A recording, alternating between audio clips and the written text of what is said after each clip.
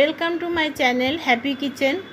বন্ধুরা, আমি আজকে আপনাদের সামনে ইলিশ মাছের মরিচ পোড়া বা লঙ্কা পোড়া ঝোল রান্না করে দেখাবো রাঁধুনি ফোড়ন দিয়ে। ইলিশ মাছ তো আমাদের ছোট বড় সবারই মোটামুটি খুব প্রিয়, এবং ইলিশ মাছের তেল দিয়ে ভাত খাওয়ার যে স্বাদ, সে স্বাদের তো তুলনা নেই। তো আজকে আমি রান্নাটা করছি এবং দেখে নিচ্ছি কিভাবে করছি। রান্নাটা করতে আমি এখানে কি কি লাগছে দেখে নিচ্ছি। এখানে নিয়েছি আমি 4 টুকরো ইলিশ মাছ, 2টো ইলিশ মাছের মাথা, আর এদিকে লাগছে আমার বেগুন, আলু, কাঁচা লঙ্কা আর রাঁধুনি ফোড়নের জন্য। আমি এখানে রাঁধুনি ইউজ করছি। গ্যাস ওভেনটা আমি জ্বালিয়ে নিচ্ছি। এবার এতে বসিয়ে দিচ্ছি কড়াইটা। কড়াইয়ে এবার আমি সরষের তেল দিচ্ছি। তেলটা আমি প্রথমে অল্প করেই দেব, কারণ অনেক ইলিশ মাছে প্রচুর পরিমাণে তেল ছাড়ে। আগে দেখে নিই কেমন মাছ, তারপরে আমি বুঝে তেল অ্যাড করব। তেলটা গরম হওয়া অবধি অপেক্ষা করব। তেলটা আমার গরম হয়ে গেছে। এবার গ্যাসের ফ্লেমটা কমিয়ে দিয়ে আমি তারপরে মাছগুলো এতে ছাড়ব। প্রথমে মাছের মাথাগুলো আমি ভেজে নেব। এবার আমি গ্যাসের ফ্লেমটাকে মিডিয়াম করে দেব। মাছের মাথাটা আমি এপিট ওপিট করে ভেজে নিয়েছি। এবার এতে মাছগুলো ভেজে নেব। আমি কিন্তু প্রত্যেকবারই এখানে মাছ ছাড়ার সময় গ্যাসের ফ্লেমটাকে কমিয়ে দিচ্ছি, না হলে কিন্তু তেল ছিটকে আসতে পারে। তারপরে আমি গ্যাসের ফ্লেমটাকে বাড়িয়ে দেবো। আমি এখানে কিন্তু মাছগুলোকে খুব হালকা ফ্রাই করব, সেই জন্য মিডিয়াম ফ্লেমেই করব। কারণ এদিকে ভেতরের ডিমটাও সেদ্ধ হয়ে যাবে, ভাজাতে ভাজা হয়ে যাবে, আর এদিকে মাছটাও কিন্তু কড়া ভাজা হবে না। আমরা সবসময় জানি ইলিশ মাছ কড়া ভাজলে তার কিন্তু টেস্টটা নষ্ট হয়ে যায়। এবার এটা আমি তুলে নিচ্ছি। এখানে আমি যেহেতু মাছের ডিম আছে, সেহেতু আমি মাছগুলোকে ভেজে নিচ্ছি।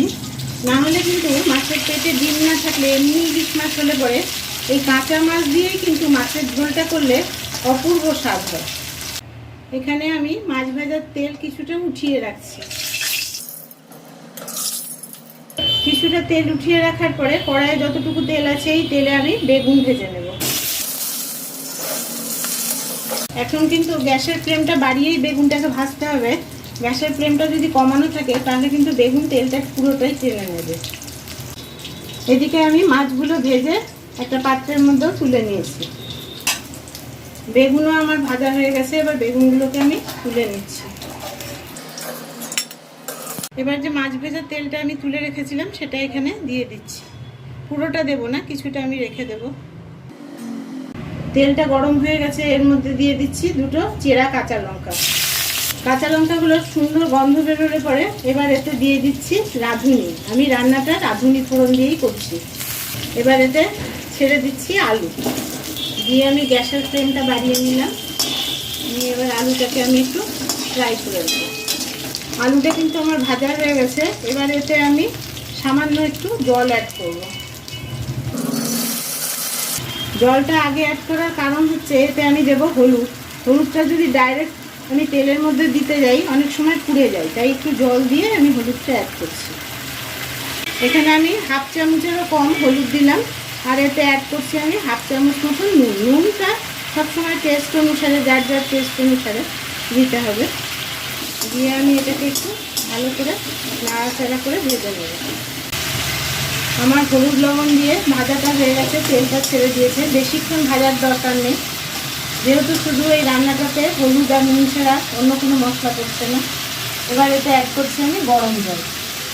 গরম জল আমি সবসময় রান্নাতে অ্যাড করার চেষ্টা করি, তাতে রান্নাটা তাড়াতাড়ি হয় এবং টেস্টটাও খুব ভালো হয়। আমি এখানে জল অ্যাড করছি আমার মাছ অনুসারে, বা যতটুকু পাতলা রাখবো সেরকম অনুসারে আপনারা বুঝে জলটাকে ইউজ করবেন। আলুটা সেদ্ধ হওয়ার জন্য এটা আমি 2 মিনিটের জন্য ঢাকা দিয়ে দিচ্ছি। 2 মিনিট পরে আমি ঢাকনাটা তুলে নিচ্ছি। আলুটা আমার সেদ্ধ হয়ে গেছে। এবার এতে আমি একে একে মাছগুলোকে অ্যাড করব। এবার এতে অ্যাড করে দিচ্ছি আমি যে বেগুনগুলো ভেজে রেখেছিলাম সেটা। এখানে আমি অ্যাড করছি কাঁচা লঙ্কা। কাঁচা লঙ্কাগুলো কিন্তু আমি চিড়ে নিয়েছি। এবার আমি মিডিয়াম ফ্লেমে 1 মিনিটের জন্য ঢাকা দিয়ে একটু রেখে দেবো। 1 মিনিট পরে আমি ঢাকনাটা তুলে নিচ্ছি। তৈরি হয়ে গেছে আমার মরিচ পোড়া বা লঙ্কা পোড়া মাছের ঝোল। এবার গ্যাসের ফ্লেমটা আমি অফ করে দেব, দিয়ে এটাকে আমি আবার 1 মিনিটের জন্য স্ট্যান্ডিং টাইমে রেখে দেব। যদি আপনাদের এই রেসিপিটা ভালো লেগে থাকে তাহলে লাইক, শেয়ার, কমেন্ট এবং সাবস্ক্রাইব করতে ভুলবেন না। দেখা হচ্ছে পরের ভিডিওতে। Thank you.